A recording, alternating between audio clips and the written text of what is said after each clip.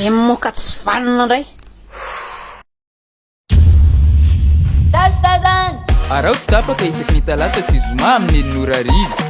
Ao amin'ny page Facebook Chef Bid, Kalanaps ary Lionel Marie. Hey! Lolo tony dina sao dia avy indray tonga lafatra mianakavo hoe manao fitafy mamoa fady be mihitsy Kalanaps lasa tsy mendrika ho jereny salaba be bahoaka tsy niorana anjara taony. Ny zavatra tiako tongavana zany dia zao makasika antsika malagasy sy ny resaka fanomezana vahaolana amina olana anankiray. Ohatra voalohany amin'izany le resaka fangalarana volo, fanapahana volo eny an-dalana. Le izy moa zany ny vahaolana hitan'ny olona rehetra dia ny hoe fatory tsara ny volon-dry rehefa mivoaka ny trano manaova satroka, asivo saron-doha, aza asiana volo mipotrapotra mihitsy manjary angalariny zareo. Fa manina moa zany ny vahaolana atao fa tsy tonga dia le mpangalatra mihitsy fongarina hatrany apotimanginy amin'ny mihitsy hoe inona atao inona le volo. Le zany hoe afantatritsika mazava tsara ny levana an'le volo fanaovana solo volo. Tsy le mofo katsaka ny tiako tenenina fa le politika reny zany. Tsy tehitra lalina minina fa ny tiako tongavana dia makasika ny tazomoka. Satria io zany na iady be ohatrin'iny na renao rehefa tsy fongarinao hatrany apotony mihitsy le olana dia tsy ho hitanao mihitsy. Avy zany fototry le moka manomboka ihany amin'izy vao mikatramokatramo fotsiny le moka lasy moka vaky fafana ny olana. Ny toerana fanaovany zareo ny katramokatramo io tompoko dia any anaty lobolobo sy any amin'ny mangingina. Tsy mampatsiaro anareo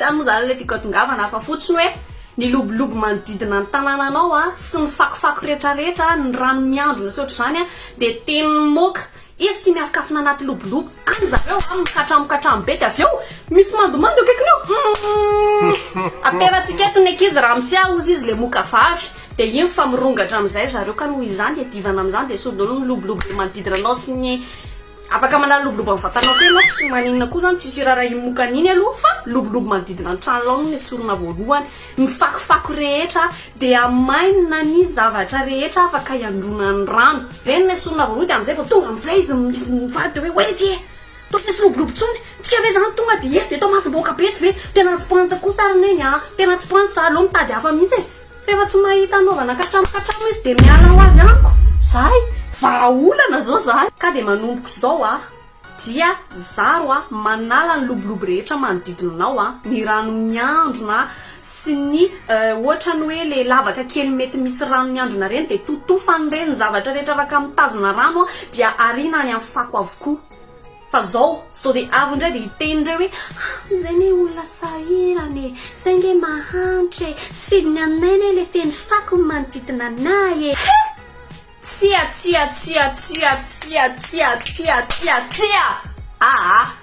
Oy bebe anay zay tamin'ny fahavelony hoe tsy rehefa mahantra sy hoe sahirana tompoko dia tsy maintsy voretra.